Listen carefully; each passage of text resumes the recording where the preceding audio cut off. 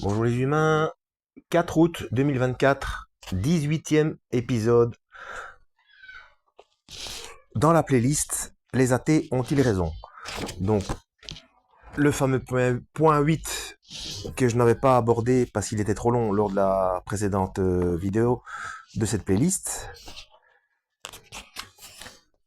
Alors, la présence sur Terre de multiples religions contradictoires est incompatible avec l'existence d'un Dieu unique et bon.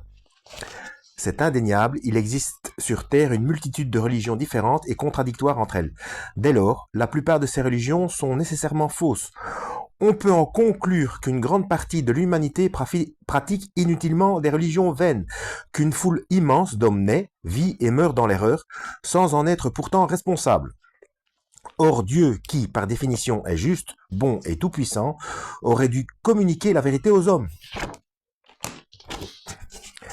S'il ne l'a pas fait, c'est soit qu'il n'a pas pu le faire, et dans ce cas il n'est pas tout-puissant, soit qu'il n'a pas voulu le faire, et dans ce cas il n'est ni bon ni juste. Dans les deux cas, il ne saurait être Dieu, d'où il découlerait encore une fois que Dieu n'existe pas. Pour répondre à cette question, il faut commencer par remarquer que Dieu a toujours dû faire face à deux accusations simultanées et contradictoires. La première, d'être un tyran se mêlant de tout et passant son temps à tout interdire aux humains. La seconde, d'être indifférent ou absent, laissant prospérer le mal et ceux qui s'y adonnent. Au moins une de ces deux accusations est nécessairement fausse, et peut-être même les deux. Examinons-les. Dieu n'est qu'un tyran. C'est l'accusation que suggère le serpent de la Bible quand il dit à Ève « Ainsi Dieu vous a interdit de manger les fruits de tous les arbres du jardin ?» En Genèse 3, verset 1. Bien que fausse, puisque les fruits d'un seul arbre étaient interdits, cette accusation a prospéré à travers les siècles. Il suffit de réfléchir un instant pour voir que cette accusation est sans fondement. L'homme a fait ce qu'il veut à chaque instant de sa vie et l'expérience quotidienne lui montre qu'aucune punition céleste ne lui tombe sur la tête lorsqu'il ne respecte pas les interdits divins. Dans l'optique biblique, Dieu a laissé à l'homme une notice, entre guillemets, pour conduire sa vie. Cette notice, cette marche à suivre, est inscrite dans sa conscience, mais chacun est libre de la suivre ou pas. L'accusation « Dieu est un tyran » est donc sans fondement.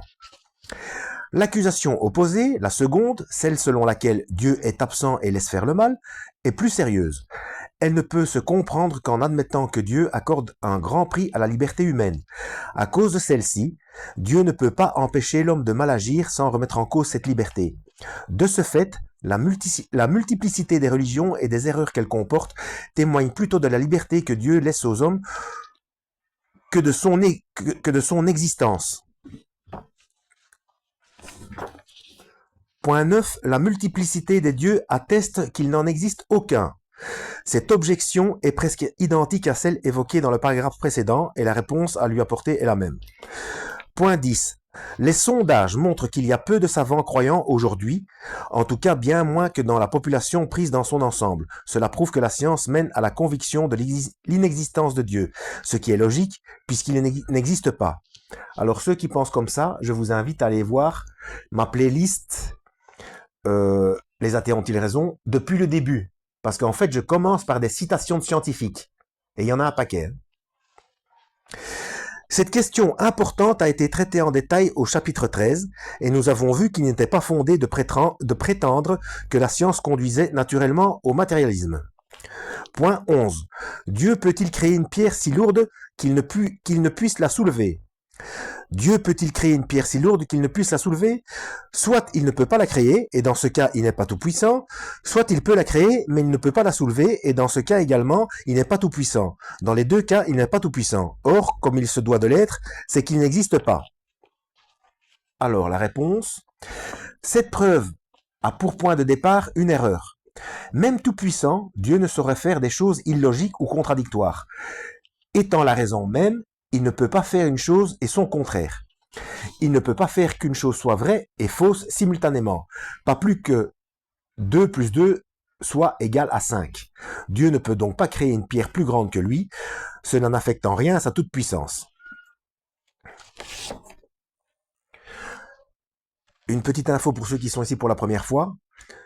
et qui s'intéresse à la Bible et qui trouve qu'il y a des choses contradictoires, surtout par rapport au Lévitique et ce que Yeshua, donc le Christ, a dit aux pharisiens, et que c'est pour ça que les pharisiens se sont fâchés, parce qu'il disait pour eux, il disait des choses qui étaient contraires à la loi, aux mitzvot, les 613 mitzvot, donc le Lévitique.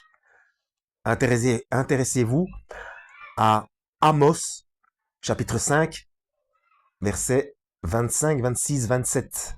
Ou c'est 26 et 27, ou 25 et 26. Enfin bref, au moins dans deux de ces trois-là. Et vous aurez l'explication si vous creusez la chose.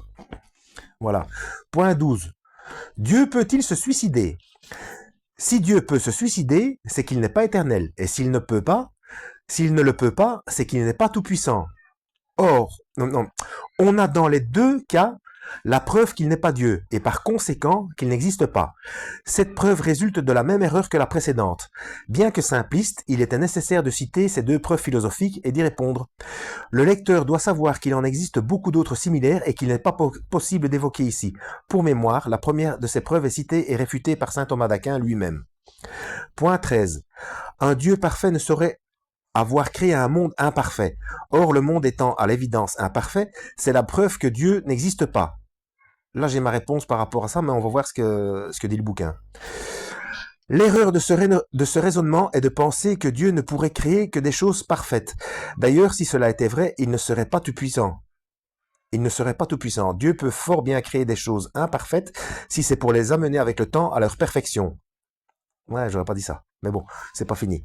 De ce point de vue, l'homme qui n'est pas une chose, mais un être, n'est pas terminé à sa naissance. Il a la possibilité d'étudier, de se cultiver, de se construire lui-même, de croître, de s'achever, et ce faisant, de déterminer ce qu'il sera dans l'éternité en fonction de ce qu'il aura décidé de faire de sa vie sur Terre. En somme, dans ce schéma, l'homme est en partie l'auteur de lui-même, en partie son propre créateur. Bah oui, le libre arbitre, hein. Seules les machines, qui sont des outils, se doivent d'être parfaites dès leur livraison. À l'inverse, l'homme qui est conçu pour être libre a le privilège de pouvoir évoluer et de s'achever lui-même dans le temps. Si dès son début, le monde avait dû être parfait et le rester jusqu'à son terme, la liberté de l'homme n'aurait pas existé, pas plus que ses mérites. Un monde parfait est fatalement un monde terminé ou un monde déterministe. Or, le nôtre, pour un temps, n'est ni l'un ni l'autre. Ainsi, le monde et l'homme sont imparfaits pour ces deux raisons. D'une part, pour que l'homme puisse évoluer dans le temps, et d'autre part, pour que cette évolution puisse être le résultat de sa liberté d'agir.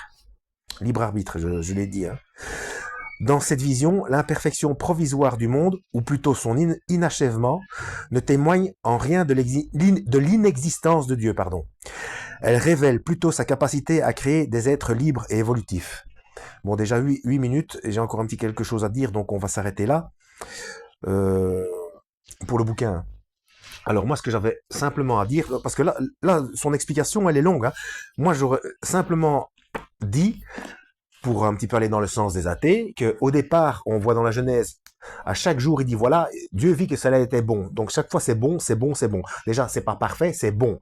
Mais même si on met parfait, à un moment donné, quand Yeshua, donc Jésus-Christ, se fait tenter dans le désert eh bien, par Lucifer, eh bien, à un moment donné, Lucifer lui dit, pour le tenter, il est obligé de dire la vérité. C'est pas possible de mentir à la parole de Dieu faite chair.